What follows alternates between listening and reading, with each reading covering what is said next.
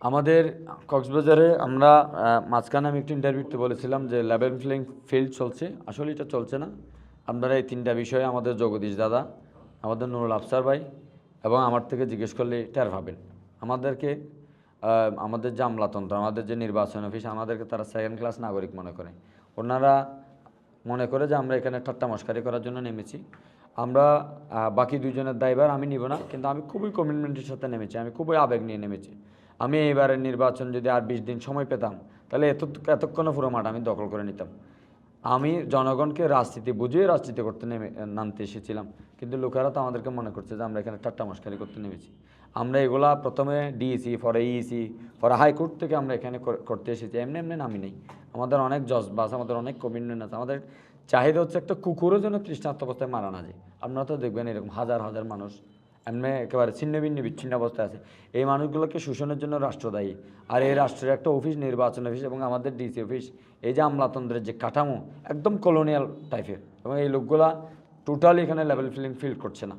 এবং আজকেও আমাকে এরকম একটা জায়গায় বিডিআর একটা চেকপোস্টে দাঁড় করে রাখা হয়েছে। যখন আমার পরিচয় পেয়েছে তখন ছেড়ে দিয়েছে।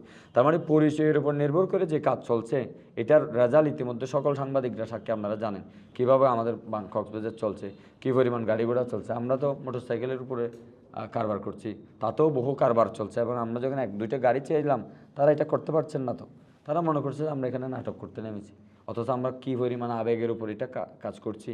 এটা তো চারটিখানি বিষয় না যে 18 জন মানুষের মধ্যে আমি একা স্বতন্ত্র দাঁড়িয়েছি। সুতরাং ইনাদের পক্ষে লেভেল প্লেইং ফিল্ড করা খুবই অসম্ভব ব্যাপার। আর বাকি রাজনৈতিক দলের কথা যদি বলেন, তারা অনেক বেশি সহযোগিতাপূর্ণ আচরণ করেছে। আমরা সর্বত্র পরামর্শ সহিষ্ণুতা তাদের মধ্যে দেখেছি। বাকিটা তো আরও 2-3 দিনের সময় বলে দিবে। আমি আওয়ামী লীগ পিরিয়ড, আপনারা অনেকেই জানেন, 12 বছর ধরে সামাজিক কাজকর্ম করেছি। ইভেন কোথাও যদি আমি 5 কেজি চালও দিই, সেখানে আগামী রাজনীতিটা বুঝিয়েছে তাকে কেন সে চাল নিতে চাচ্ছে আমার থেকে, কেন তাকে চাল নিতে হচ্ছে। এইটা না নেওয়ার জন্য বিকল্প কী পন্থা আছে, কোনটা টেকসই এবং কোনটা অ্যাডভান্সমেন্ট, উন্নতি, এই ব্যাপারটা আগে তাকে বুঝিয়েছি। ফলে এটা যারা একবার বুঝিয়েছি, এরা তো বুঝে না এরকম না। সব লোক এনাদের মাথা ফোড়াটাই ফাঁপা খালি। সুতরাং ওনাদেরকে যখন একবার বোঝানো হয় সহজ সরল ভাষায়, এনারা মরা পর্যন্ত এটার জন্য বুঝে।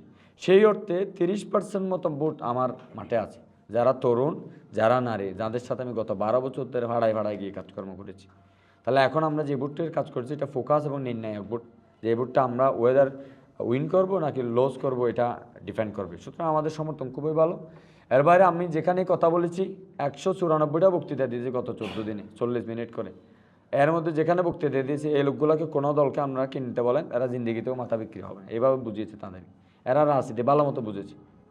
টানা তৃতীয়বার অর্জন করেছে দেশের সেরা সুপার ব্র্যান্ড স্বীকৃতি বসুন্ধরা টিস্যু।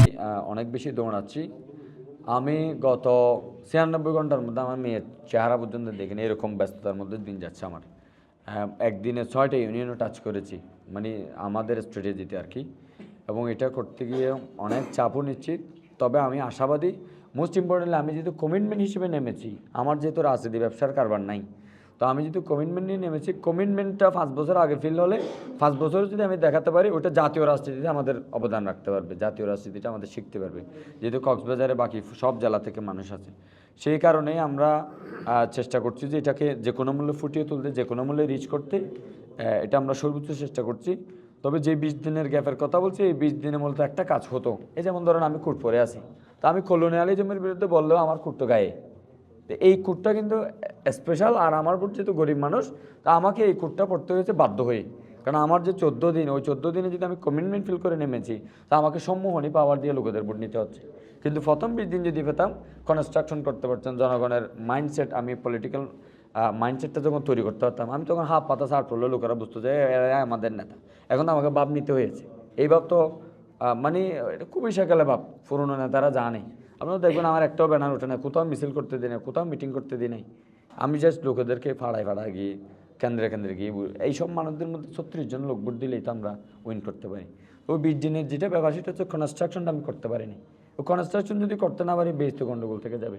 তখন আমি হয়তো নেতা হবো, এমপি হবো, কিন্তু আমি যে লক্ষ্যে কাজ করছি সেই লক্ষ্যটা পূরণ হবে না।